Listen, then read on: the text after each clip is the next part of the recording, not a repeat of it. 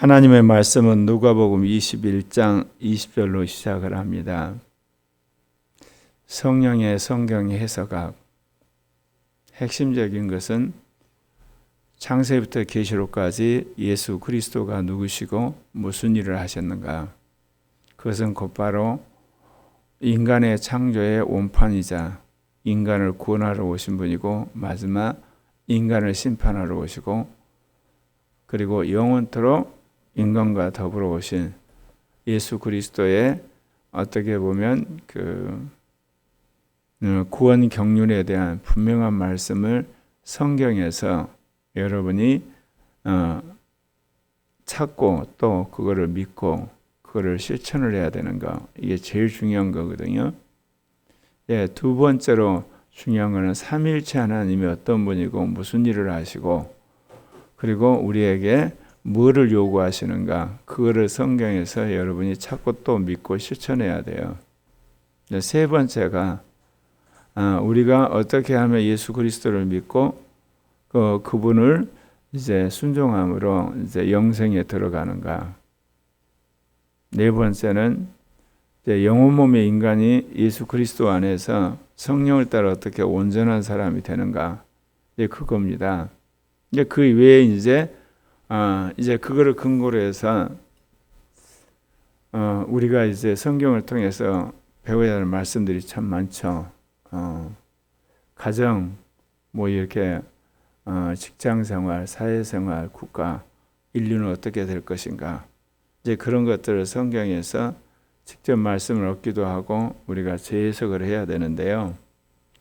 이제 구체적으로 여러분들이 이제 창세기 1장 1절부터 22장 21절까지인가요? 구절을 해석하는데 여러분들이 가장 필요로 한 것이 뭐냐? 이제 언어적인 거죠. 그런데 대부분은 한글로 번역이 돼 있어요. 그리고 요즘에는 여러 가지 번역본뿐만 아니라 히브리어 헬라어까지 다 분석을 해놔서 그런 것들은 여러분이 컴퓨터라든지 AI 도움을 받으시면 돼요. 그 다음에 이제 뭐냐? 여러분이 창세기 1장 1절부터 계시록 22장 21절까지인가요? 역사적인 순서를 여러분이 명확하게 아는 것이 너무너무 중요해요. 왜 그러냐면요. 성경에 있는 말씀에 시제가 있잖아요. 이미 과거에 이루어진 게 있고 지금 이루어가는 게 있고 그리고 앞으로 이룰 것이 있거든요. 오늘처럼 종말에 관한 말씀은요. 영적인 계시가 다 그러듯이 시간에 있어서 이 순서가 뒤죽박죽이에요. 그러니까 우리가 이미 역사적으로 이루어진 구원의 경륜이라든지 이런 것들은 서술을 할 때 시간 순서로 서술을 하니까 여러분이 그냥 이해하고 받아들이면 돼요. 그런데 이 종말에 가는 거는 미래로 갔다 과거로 갔다 미래로 갔다 과거로 갔다 이 막 뒤죽박죽 섞어져 있으니까 이게 어떻게 해석해야 될지 모르거든요. 이 해석하는 방법은 여러분이 창조로부터 종말까지 역사의 순서를 이해하고 있으면 이 본문이 지금 미래를 이야기하는구나. 이 본문이 지금 과거를 이야기하는구나. 역사적 배열을 제대로 함으로 여러분이 성경을 보다 확실하게 이해하고 또 믿고 살 수가 있는 겁니다. 제가 어제 그런 말씀 드렸죠. 구약에 나온 종말론, 주로 이제 선지서에 나온 종말론이 있고, 복음서에 나온 종말론 부분이 있고, 그리고 이제 서신서에 나온 종말론이 있고, 이제 계시록에 나온 종말론이 있는데, 거기서 가장 완벽한 형태로 우리가 계시된 것이 이 계시록의 종말론이에요. 그런데 이제 이 복음서의 종말론은 마태복음에 있고 마가복음에 있고 이제 누가복음에 있습니다. 그 중에서도 가장 역사적인 어떤 상황을 잘 서술한 게 누가복음이고요. 그리고 종말 때 이루어질 일에 대해서 우리에게 명확하게 구원의 경륜을 말한 건 마태복음이고, 마가복음은 우리가 어떻게 종말적 삶을 살 것인가를 이야기를 하는데요. 어제 그런 말씀을 드렸습니다. 누가복음 20장 41절에서 보게 되면 먼저 주님이 말씀을 하시는데 그 내용들이 뭐예요? 성전 파괴에 대한 말씀을 하시죠. 그러면서 먼저 AD 70년 초림하신 예수 그리스도가 가고 나서 심판 이야기, 그리고 나서 뒷부분이 예수님 재림하시면서 심판하시는 그런 식의 말씀이라고 그랬잖아요. 근데 오늘 읽은 말씀도 그래요. 먼저는 예수님 가시고 나서 AD 70년 예루살렘 성전이 망하는 종말을 이야기하고요. 뒷부분은 예수님 재림할 때 또 종말을 이야기하는 거예요. 그러니까 이 누가복음 말씀을 우리가 읽다 보면 AD 70년 이야기했다가 재림 이야기했다가 AD 70년 이야기했다 또 재림 이야기했다. 이게 시간적으로 앞뒤로 왔다 갔다 하니까 도대체 무슨 말인지 모르겠다. 여러분이 혼돈이 오는 건 당연한 겁니다. 너희가 예루살렘이 군대들에게 에워싸이는 것을 보거든 그 멸망이 가까운 줄 알라. 이거는 AD 70년 예루살렘 성전이 로마의 디도 장군을 중심으로 한 군대에 의해서 둘러싸인 걸 예언하신 거예요. 그때 유대에 있는 자들은 산으로 도망할 것이며 성내에 있는 자들은 나갈 것이며 촌에 있는 자는 그리로 들어가지 말지다. 이게 뭐냐면 예루살렘 성을 다 쏴버렸기 때문에 빨리 도망가야 된다는 겁니다. 예루살렘 성내 안에 있게 되면 한 사람도 남지 않고 다 죽여버릴 거거든요. 그리고 예루살렘 성전의 돌 위에 돌 하나도 남지 않도록 다 완전히 갈아버릴 테니까 주님이 그 말씀을 하신 거예요. 실제로 예수를 믿는 그리스도인들은 이 예언을 그대로 믿었어요. 그래서 그때 예루살렘 성전을 다 빠져나가서 예루살렘 성을 주님이 하신 말씀을 그대로 믿었기 때문에. 근데 유대인들은 예루살렘을 고수하겠다고 거기서 결상전을 했죠. 다 죽었습니다.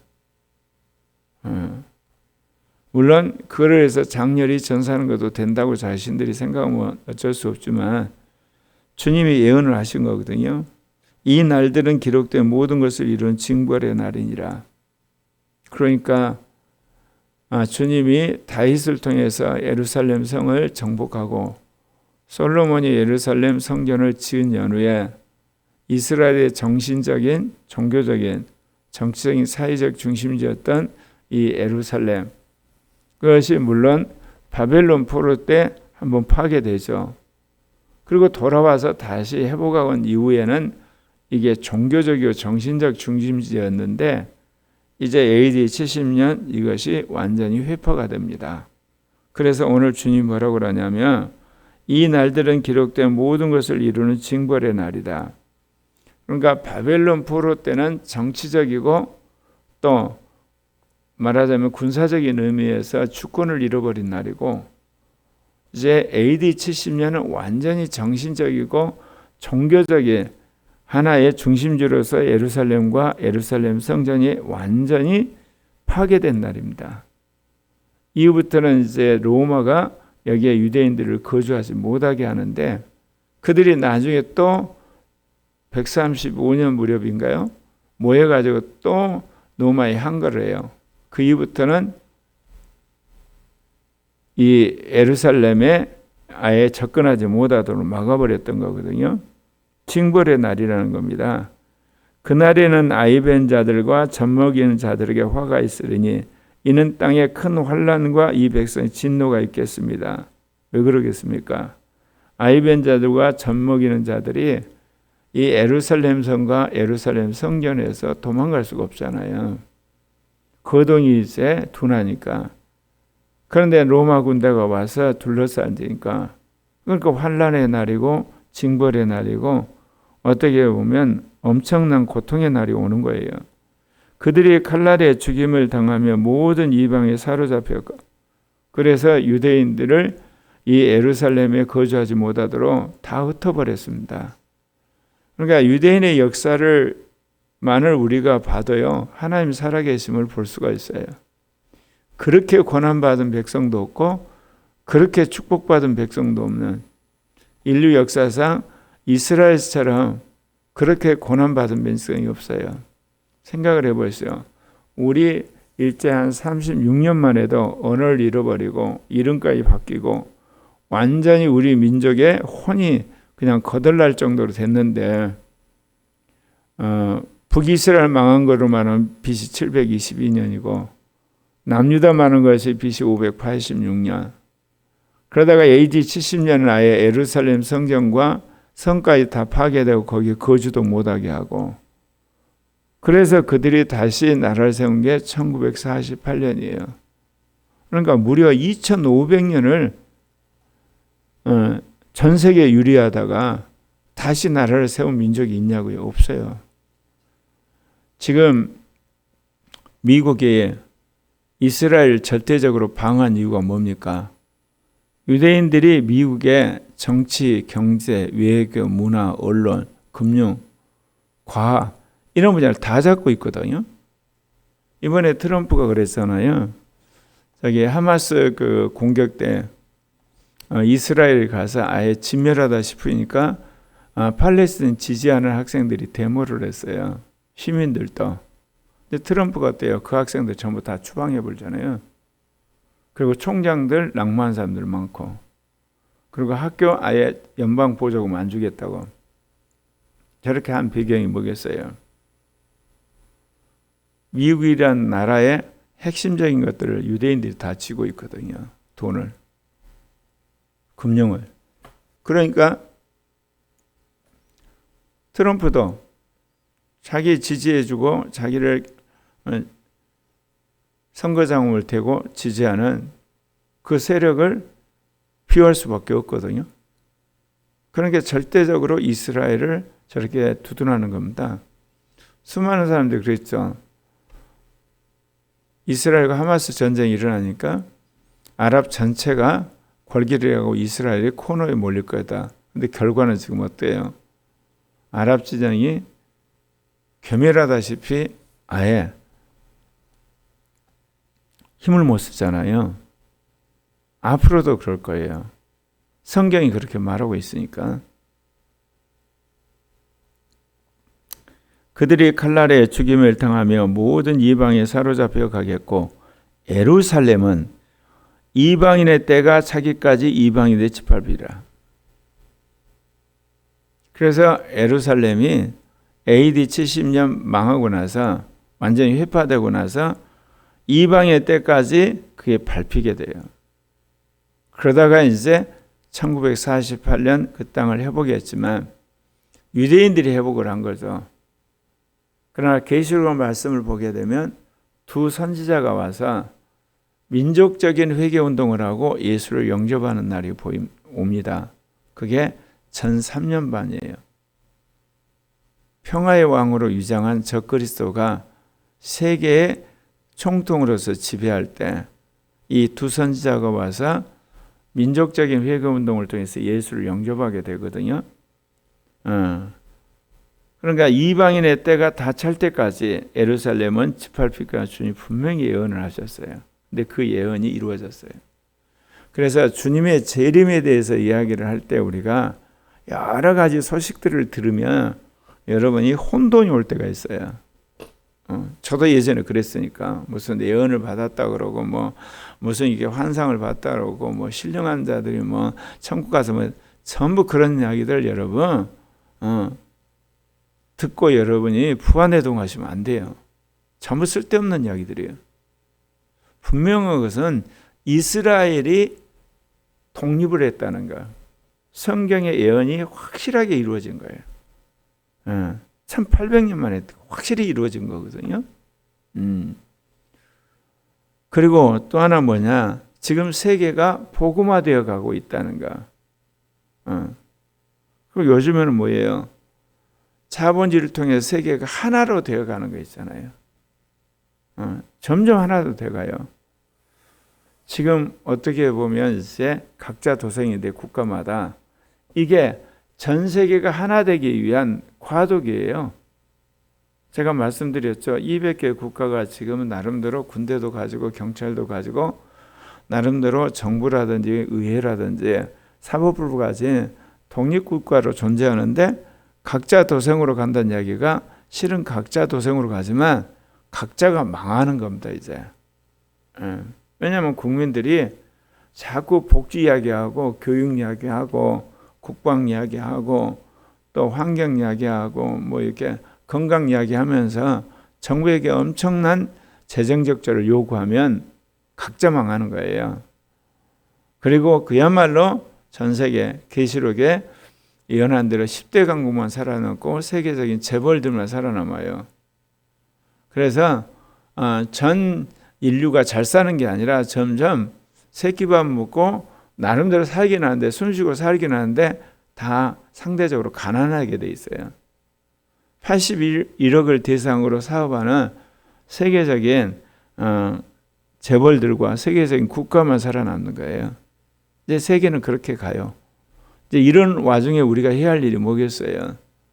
잘 먹고 잘 살고 유명하게 되는 게 아니라 어떻게 하면 주님이 말씀하신 민족 복음화, 아시아 복음화, 세계 복음화에 전력을 해야 되는 것 아니겠습니까?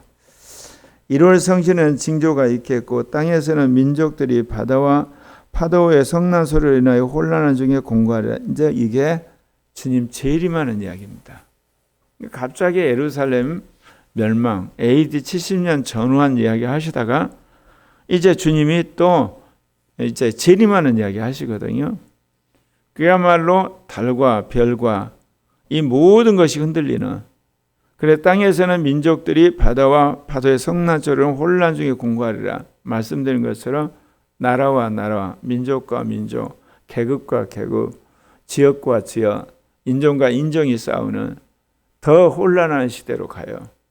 지난 80년은 미소가 세계를 지배하니까 상대적으로 세계가 평온했어요. 냉전 시대.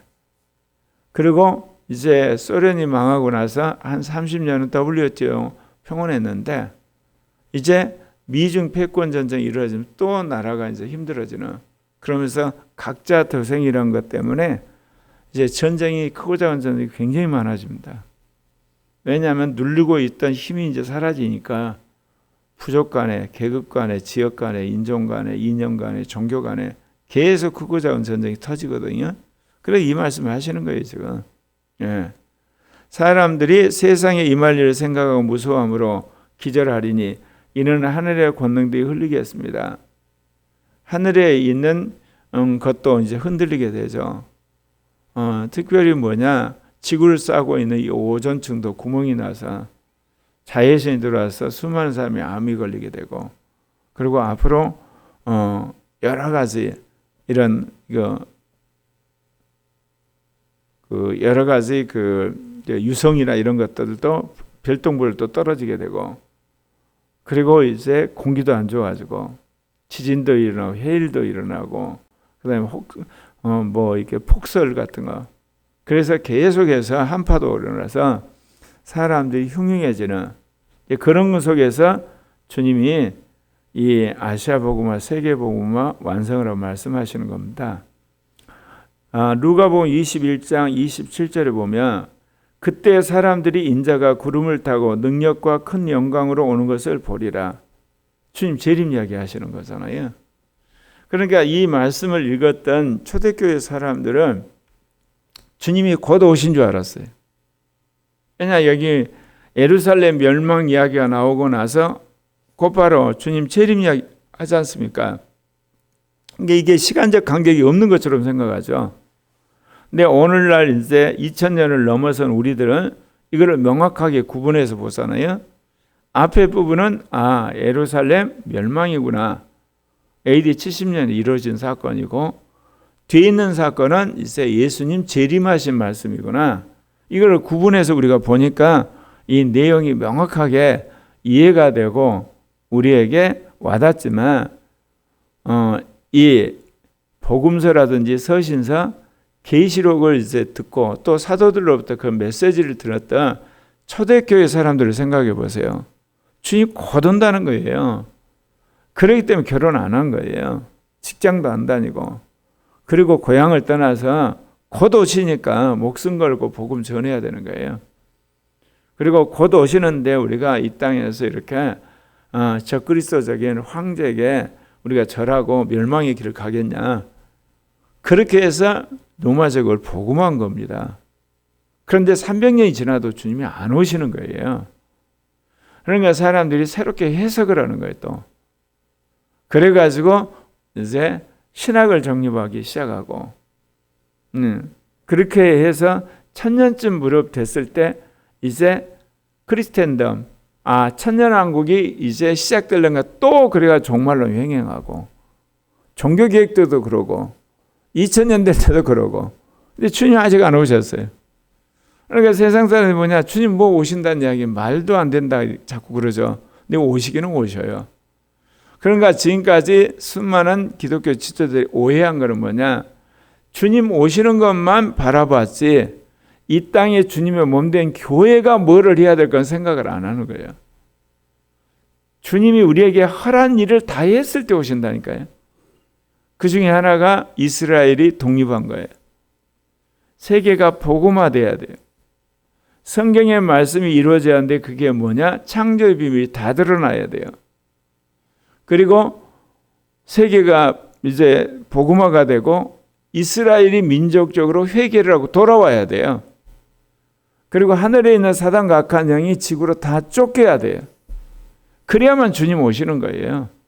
그러니까 성경에서 주님이 오시겠다는 약속과 더불어서 여러 가지 자연과 이 역사의 징조를 이야기했는데 정작 교회에게 하라고 하는 일을 안 하면서 종말 이야기하는 지난날의 종말은 다 가짜였고 앞으로도 그건 다 가짜예요.